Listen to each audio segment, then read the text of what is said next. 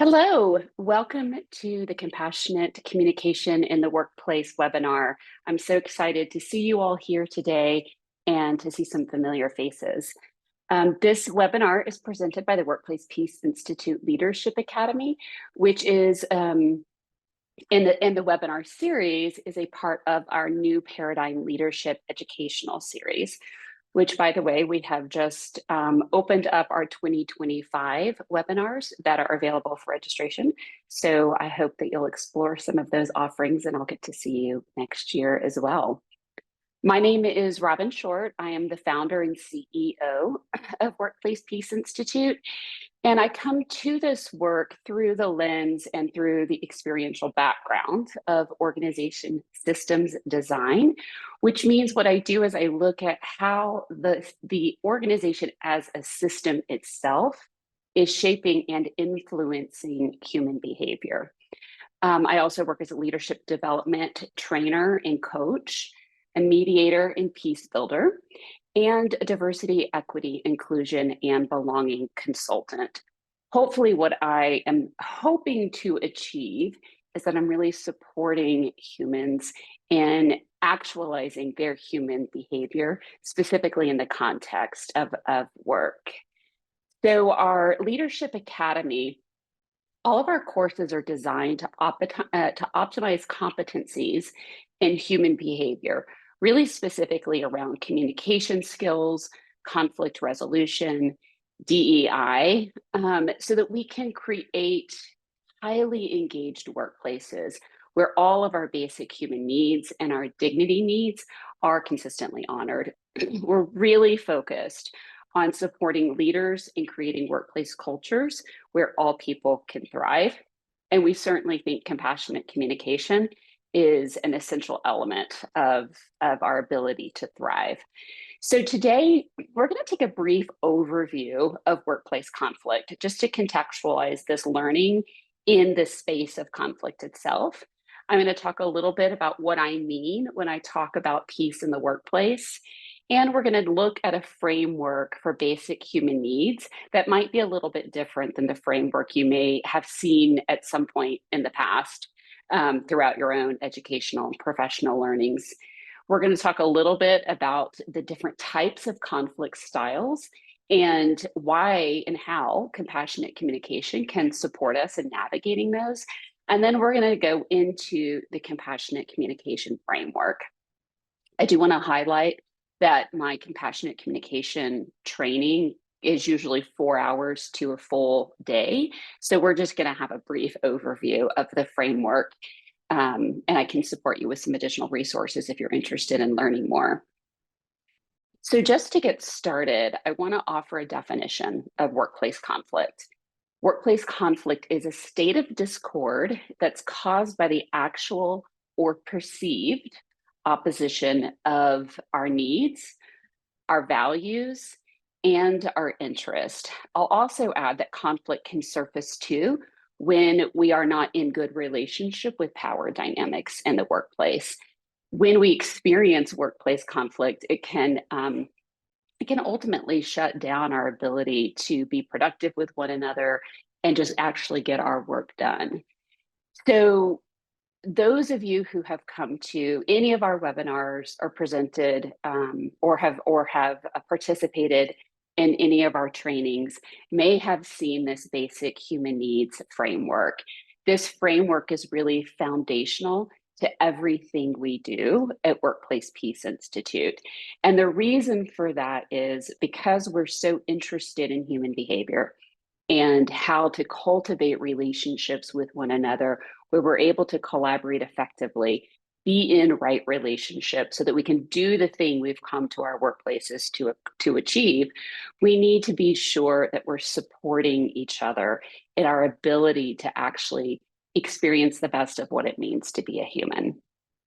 And I think that that's really the ingredients of that is our capacity to experience dignity, our inherent worth and value as human beings. And Donna Hicks, who is a professor out of Harvard and a conflict resolution specialist and peace building specialist, has put together 10 essential elements of dignity that she believes through her own experience is really core to how we as humans are able to experience our inherent worth and value. And those are our ability to experience the fullness of our identity. That when I come into, in this context, when I come into the workplace, the fullness of who I am is accepted, meaning whatever race, culture, ethnicity, gender, whether I'm part of the LGBTQIA plus community, all those elements that go into who I am is not just tolerated, which I think is some of the language that we have learned in the past that we should tolerate differences, but rather that it's fully embraced and fully accepted, that we feel included, that people are paying enough attention to our work product to be able to acknowledge our contributions to the workplace and to give recognition in the form of feedback that supports us in doing better and growing our skills and our competencies, as well as feedback that supports us in feeling really seen and heard and affirmed for our contributions. We need to experience fairness, benefit of the doubt, and we need to be able to trust that there's going to be understanding in our relationships. We also need to be able to work independently. I think many of us know what it feels like to be micromanaged and how rewarding it is to be able to just function independently in the workplace when independence is what the work itself calls for. And we need to also be held accountable and hold ourselves accountable. In addition to these essential elements of dignity, we also have some core basic human needs. And where this framework is really different than Maslow's framework of the hierarchy of human needs, which some of you may be familiar with, is that our belief is that we are actually always seeking the fulfillment of all of these basic human needs. They're not actually hierarchical. So we're always looking for love and self-esteem and personal fulfillment. We are always seeking physical safety as well as psychological safety and our ability to experience belonging in our workplace communities or whatever communities that we're living and engaging in. We need to experience freedom, participation, and cultural security. What I have found in my own research is that there is a very direct correlation between our capacity to experience these essential elements of dignity and how those correlate to our fulfillment of basic human needs. So these things are all interconnected, interrelated, and we're always seeking to fulfill all of these needs at all times. And when we are not able to achieve these, or when my attempts at securing maybe psychological safety interferes with someone else's capacity to experience psychological safety, we can get into conflict. So part of understanding how to communicate compassionately, which we're going to dig into in a little bit, is to really understand these core basic human needs. For everyone who has registered, I'll be sending an email with a recording to this. When you click on the link to the recording, you'll be able to access these slides. And so I want to encourage you to do just that, to access these slides and to keep this framework front and center for you in your work life and even in your personal life. So when we talk about peace in the workplace, what we're really talking about is our ability to consistently experience those basic human needs and those dignity needs, and to do so without any fear that they're going to be taken from us. So our capacity to access our basic human needs and our dignity needs is not coming with conditions. So workplace peace is the ability to consistently experience what I think of as human security in our professional relationships and in the context of organizational culture. So I want to just highlight a few details from a recent survey that we did at Workplace Peace Institute to really evaluate the state of conflict in the workplace. One thing that a data point that came from that I think is relevant to this conversation is exploring who's actually having the most conflict in the workplace. And while we do see conflict between all levels of management and peer levels, we're seeing the most conflict surface between different levels of management. So there's probably a lot of reasons for that. But one reason that I want to highlight in the context of this conversation is how power dynamics can actually surface conflict when we don't have the skill or the awareness of understanding how to be in right relationship with power. And that term, right relationship to power, really comes from an institution that I've had the pleasure and honor to collaborate with and to learn from, called Right Use of Power. And the two people who have produced this really, I think, pretty rich information is Dr. Amanda Aguilera and Cedar Bartow. And they talk about several different types of power. But as it relates to this conversation about compassionate communication, I want to highlight three types of power. And these three types of power, I think, are what's driving this data point between the most conflict surfacing between different levels of management. So one type of power is our personal power. Because we are human beings, we have power. Like bestowed upon us as a birthright is our ability to actually have an effect on others and to influence others. So personal power is an inherent human right to be treated with dignity, to be treated with respect, to be treated with fairness, and actually to be able to actualize all those basic human needs that we just talked about. Personal power is always present, but we can be more or less aware of it and have more or less access to it. And I'm highlighting this because I believe the compassionate communication framework is a really effective and beautiful framework for supporting us and really deepening our ability to access our own personal power. A personal power can be limited by ourselves, by others, by our culture, but in most situations we can retain some personal power. The key is being able to realize that we have it, that we have a right to it, and that we are able to be in relationship with our own power. And personal power does come in many forms. This includes awareness, communication, presence, creativity, and a lot of other ways that we're able to access personal power. So when we get into the framework around compassionate communication, I want to encourage you to think about that framework as a way of really stepping into your own personal power. There's two additional types of power that I want to talk about, and one is role power. So this is the type of power that's earned, it's awarded, it's elected, or it's assigned. So this is power that you have because you are in a particular role. In the workplace, that's typically going to look like power because of your specific expertise, or power because of the role you sit in the organizational hierarchy. This role power is automatically accompanied with any position of authority. It is separate from the additional personal power. So we all have personal power. Some of us have role power layered on top of that. Some assigned roles carry greater increased power than others, and this will have a greater negative or positive impact on others.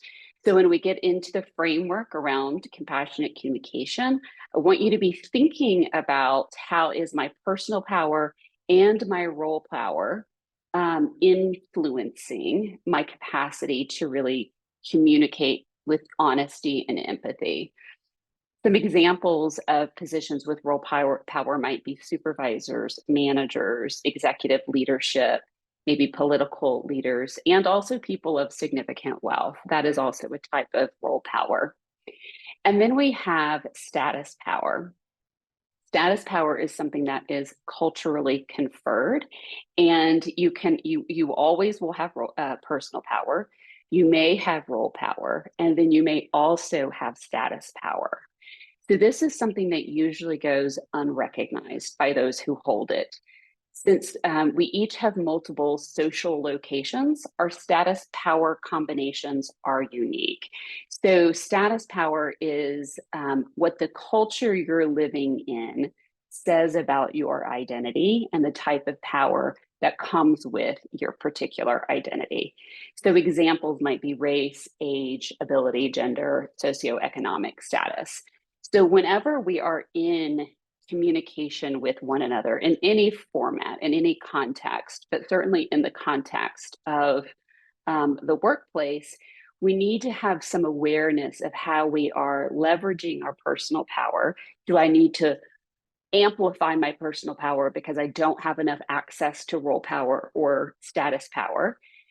Or am I someone who has a lot of role power and status power? And so maybe I need to be aware to bring that down and amplify the personal power of the other person. So when we talk about being in right use of power, it's having this awareness of these three different types of power that is influencing the capacity for us to communicate with empathy and with honesty in the workplace. So when we are experiencing conflict in the workplace, emotions usually are running high. And this can lead to people experiencing poor morale, people maybe experiencing personal attacks, people having the experience of being bullied in the workplace. This can lead to folks actually getting physically ill and needing to take time away from the office, and sometimes even to choosing to just leave the organization altogether. People who experience a lot of workplace conflict also report seeing projects fail as a result of this. So, our ability as leaders to be able to engage directly in conflict is very important, just from pure business need, but also to be in right relationship with one another. Workplace conflict leads to an enormous amount of disengagement in the workplace. This comes through people feeling demotivated, people feeling angry and frustrated, and people feeling high levels of stress. But the good news is conflict also has some positive effects. When we know how to manage it well, when we know how to navigate conflict peacefully. Conflict is always going to happen because we're humans, and wherever we gather, we tend to get into conflict with each other. But when we do that well, we can improve our working relationships. We can identify where there's weaknesses and vulnerabilities in processes or systems. We develop a better understanding of each other. We are also able to build better solutions to problems and ultimately increase our trust. So I'm sharing this with you as in hope that I incentivize you to really want to grow and increase your own leadership competencies in conflict resolution, because there can be a lot of really great things that come from conflict. Conflict, I think, is neutral. It isn't good or bad, but how we navigate it can bring about positive impact or negative impact. So what's necessary to experience these positive impacts of conflict? Well, one, we need to learn to engage directly in conflict. We need to not be afraid of it. And we need to be able to lean into our personal power and be in right relationship with our other forms of power that we may bring with us into the workplace. We also need to have an understanding that we're not all approaching conflict in the same way. So Thomas Kilmann, who is a leader in the conflict management and dispute resolution world, created an assessment that has identified 5 major styles of conflict management. And these are styles. And so what I want to highlight here is this is not your personality. This is how you learned to do conflict, which means you can build skills to do conflict differently. And every situation may call for a different conflict style. So on this assessment, we have assertiveness and cooperativeness, how much we really lean into achieving our goals, how much we're really going to engage, and how much do we tend to cooperate with one another. So when we avoid conflict, we are both not really leaning into relationship and we're not really leaning into problem solving. We're just stepping away from it. There may be times in our work life where avoiding conflict is precisely what the situation needs. So none of these styles are good or bad. What we want to be able to have awareness of is which style should I be leaning into for each situation and developing the skills to be effective in that style.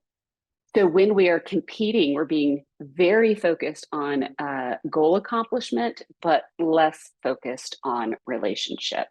Again, competing is sometimes the appropriate thing to do. This might be if I'm purchasing a car from a stranger, I might be very competitive. The relationship's not important, and getting the very best deal is important. But what if I'm buying a car from my brother-in-law? Competing might not actually be the right style, right? I have a certain goal, but I also have relationship that matters to me.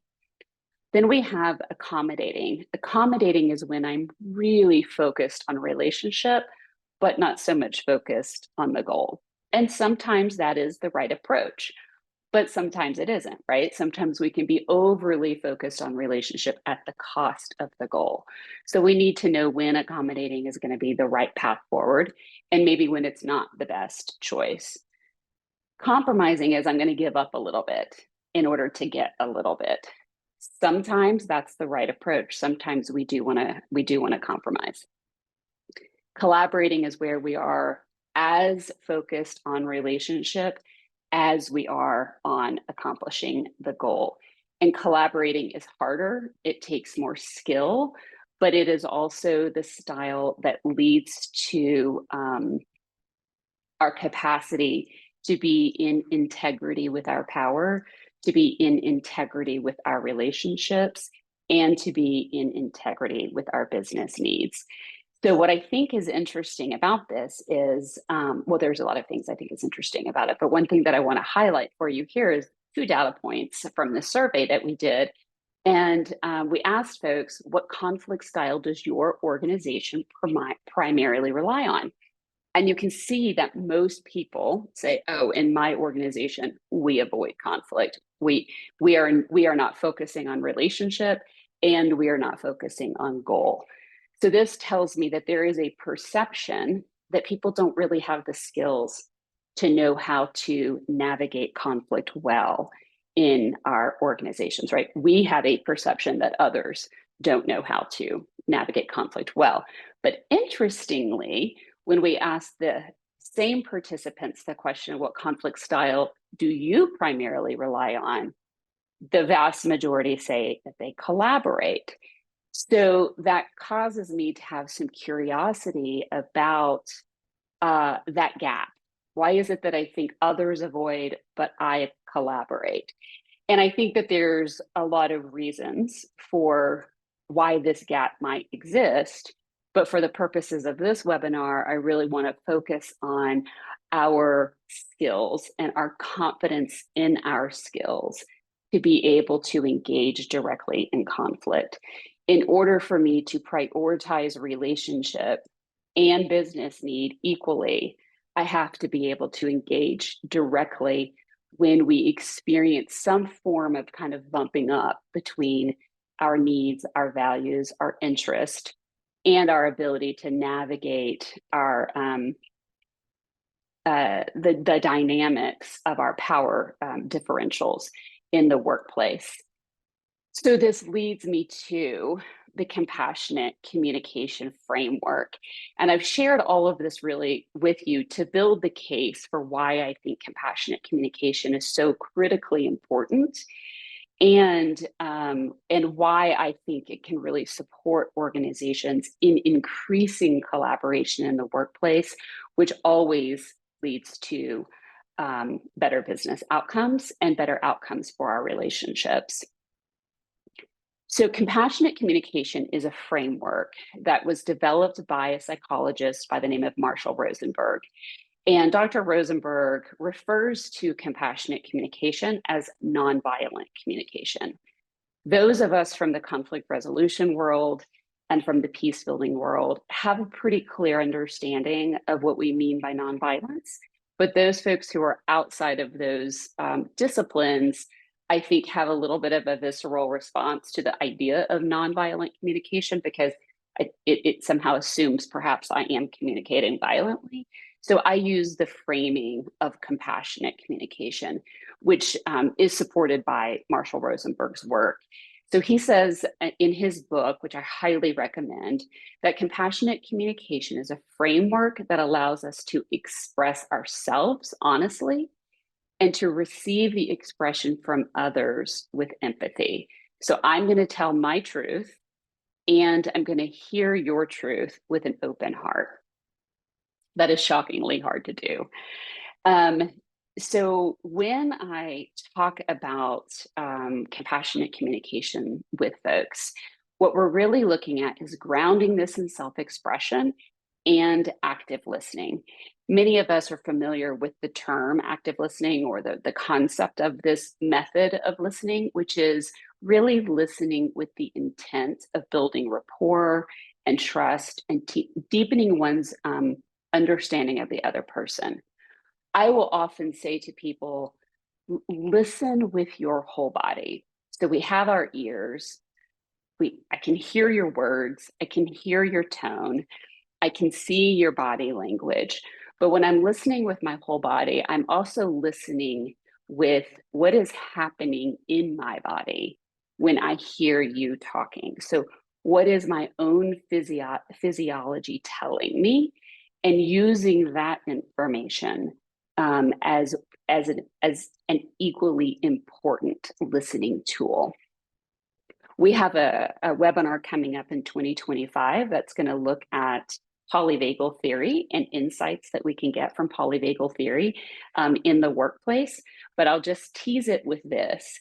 80% of the communication that we perceive in the world is actually coming from body parts, not in our brain. So 80% is actually being what we're intuiting from the world around us that's shaping our cognition. So listening with our whole body is being aware that we're receiving a lot of information that goes beyond what we can hear and what we can see. And that's what I really think active listening is all about and what I want to encourage you to begin to practice. So as you are engaging in your active listening, the framework for compassionate communication is 4 steps. And so this 4 steps is our framework for communicating self-expression. So this is the framework when I want to share with you honest communication from my perspective. So it starts with stating what you have observed or heard without judging it and without evaluating it. That seems really simple, but it's actually much harder to do than it sounds. Identifying and naming how you feel in response. So the feeling is, what is the feeling that's surfacing in my body when I see or observe this thing outside of it? And then identifying the naming the need that's under that feeling. So where my approach to this differs a little from Dr. Rosenberg's is I want to really encourage you to go back to that basic human needs model. What basic human need or dignity need am I holding the perception is not being met? That's the kind of like the peeling the onion back as far as you can get it, and then making a request. So I'm going to give you an example of this, and then we're going to dive a little bit deeper. This is kind of a true story, but I'm trying to make up enough details that nobody would ever recognize who this person was. So many years ago, I worked with someone by the name of George. George was very consistently late to work, so much so that it was causing frustration for George's team, and I was the leader of that team. People were coming to me across the organization complaining about this. because George was a critical team member as it relates to contribution and skill set. And people needed him in meetings. And so his being chronically late was producing, it was slowing down production of work, sometimes halting it altogether. So my approach to communicating with George would be, George, I have noticed that you have been late 17 times in the last month. It's just a simple observation. I'm not evaluating it or judging it.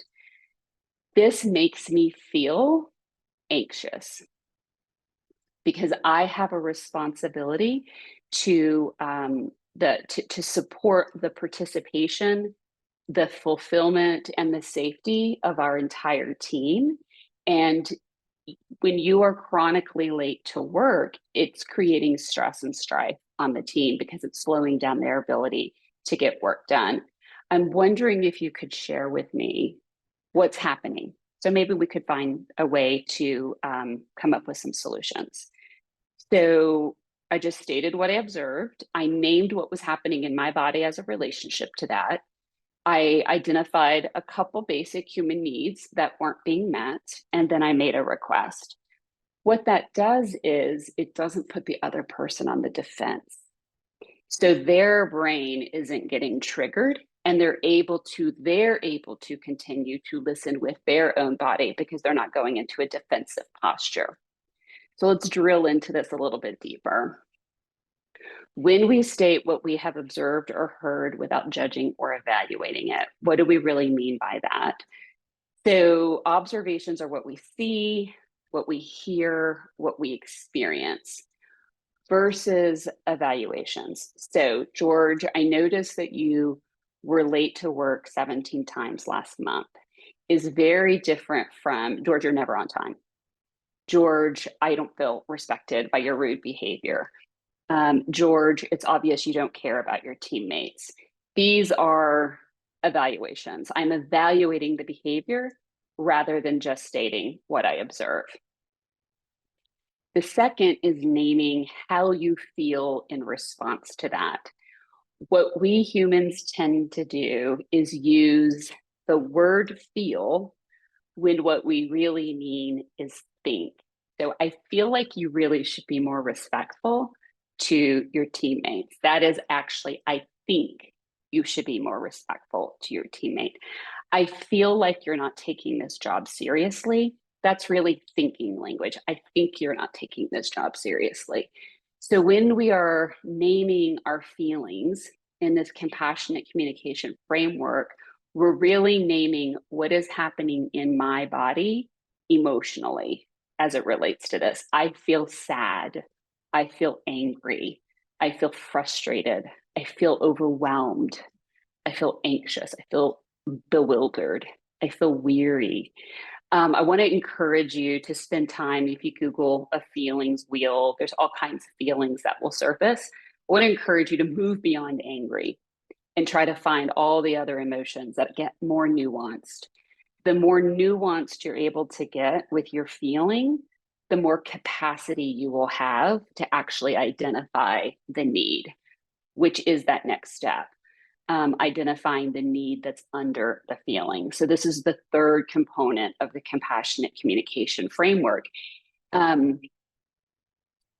think that many of us, certainly not all of us, have been conditioned to not feel confident being in relationship with our feelings, not talking about our feelings, and certainly not doing this in the workplace. Many of us, if you are from Generation X, like I am, have definitely been told at some point in your life to leave your feelings at the door. Don't take it personal. This is just business. And the reality is that emotions are part of our physiology, and we cannot separate our emotions from us any more than I can leave my right arm outside the door. It comes with me. It's a part of who I am. It's a part of my physiology. And emotions and feelings are like a compass. They're pointing us to the fulfillment of our basic human needs or the lack of fulfillment. So if I'm feeling joy, that is a compass that's pointing me to a particular need that's being met. If I'm feeling anxious, that is pointing me to a particular need that's not being met. So emotions and feelings are just data. They're just telling us, they're just pointing us in a direction to explore our needs in a more nuanced way. So when we're able to name our feeling, we can then get more clear about the basic human need that is or is not being met. And again, I really want to encourage you to go back to that basic human need framework and dig deeper. There's a lot of, if you think about it like an onion, there's a lot of needs that we can peel back. But if we keep peeling, we're going to get to the core of one of those basic human needs. And if we can peel that onion back that far, we will be more successful in actually getting to the root of the problem, getting to the root of what's surfacing for us, and then making a request. So requests are our needs, our desires, our expectations that are going to help us enrich our lives. When we make requests, we want to practice compassion and or self-compassion. We want to use positive action language with yourself and others, and we want to ensure clarity in the request. So be kind to yourself, be kind to others, use positive acts. In this idea of being kind to yourself and to others, I just want to highlight for all of us, this is a constant reminder for me. As human beings, we are all very complex. We are all at very different stages of our development. We're at different stages of our thought, of our emotions, our actions, and our personal interactions. We are complex beings, and we cannot expect others to behave the way we would behave. And we can't necessarily expect that the way I would behave today is the way I will behave next week, because we're always evolving, we're always growing, we're always changing. So hold that awareness as you practice compassion for yourself and for others. When we talk about practicing positive action language, what we're really talking about is, are you being specific? Is your request leaving room for interpretation? Are you asking for what you really want? So I think this cartoon highlights that perfectly. Lassie, get help. And then Lassie goes and seeks the help Lassie's needing, which is not the help this person was really asking Lassie for. So we need to be sure we are asking specifically for what it is we need. An example of that is, I think many of us, if during the times in our life when we have worked in in-person spaces, or if you are currently working in an in-person space, you have probably been told this is a no technology meeting. So you're not allowed to bring any technology to the meeting. What the person is really asking for is, please show up ready to be focused, ready to contribute, ready to learn, without multitasking and without distractions that might be pulling you from that experience.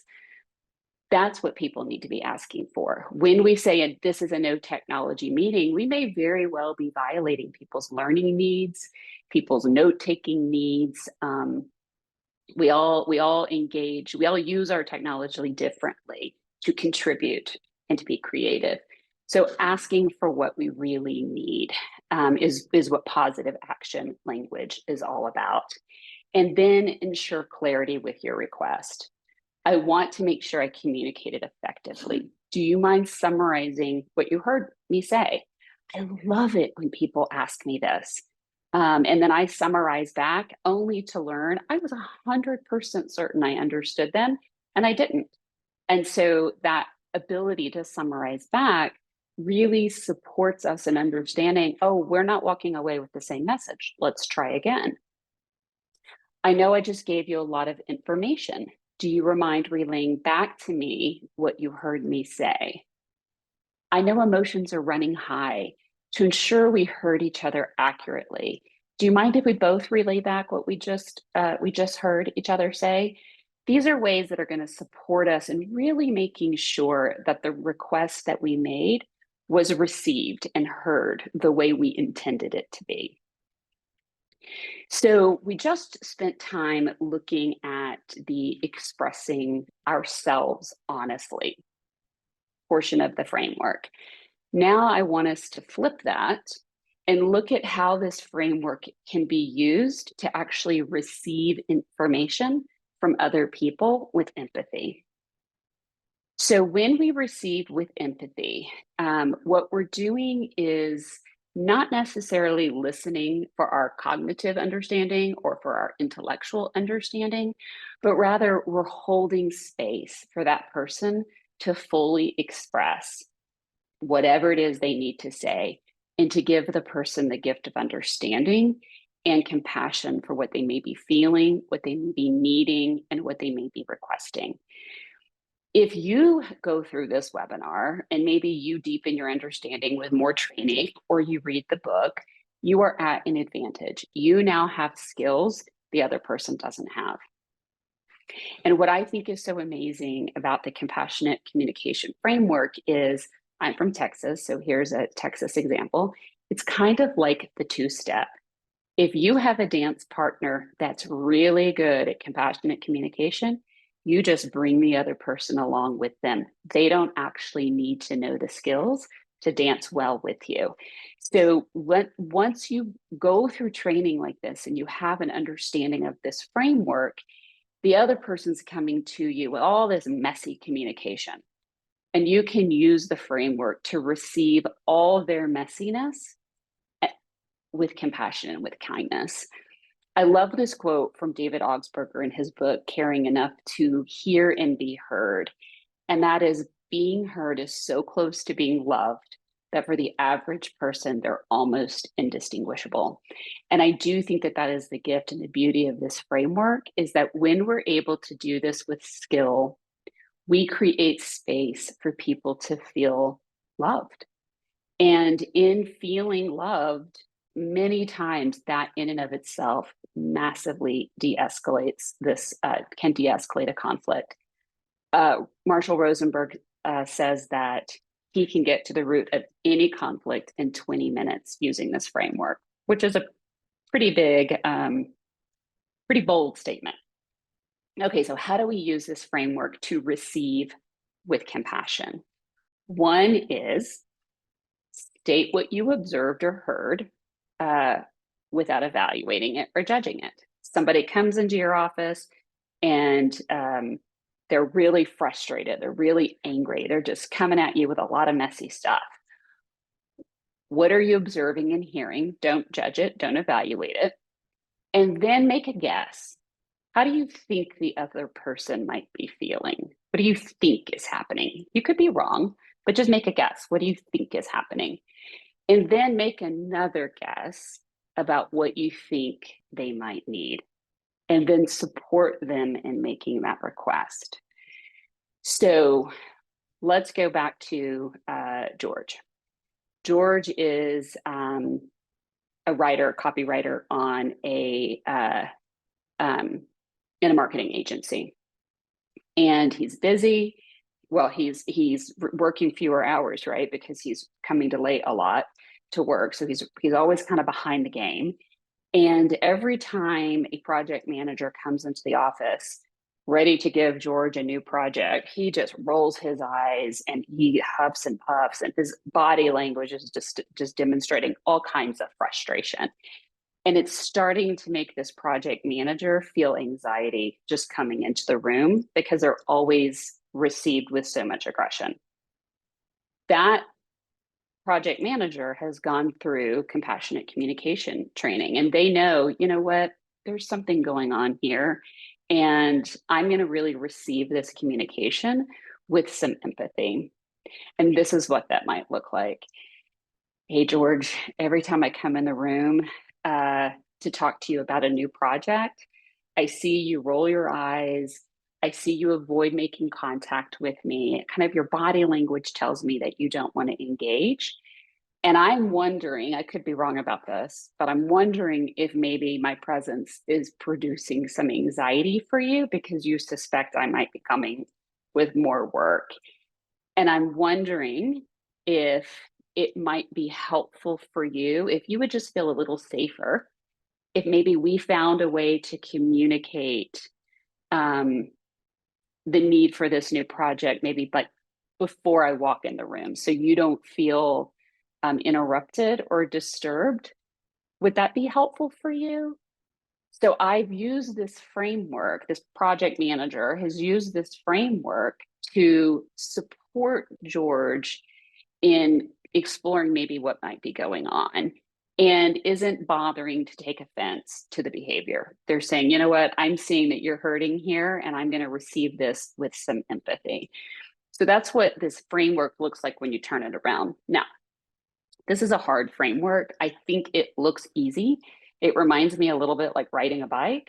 It looks super simple. It's really hard to learn, but with lots of practice, it can become automatic. And so again, when you receive the email with the recording, I really want to encourage you to come access these slides so you can keep this framework in front of you for practice.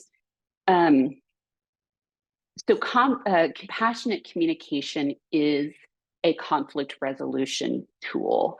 And I think as leaders, we all have a responsibility to really increase our conflict competence to support everyone we're working with in having the experience, all of those really nice things that can come with conflict engagement when we do it well, building trust, increasing problem solving, building morale, increasing our capacity to be able to collaborate.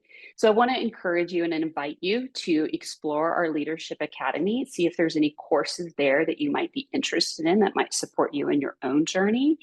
And I want to thank you so much for being here.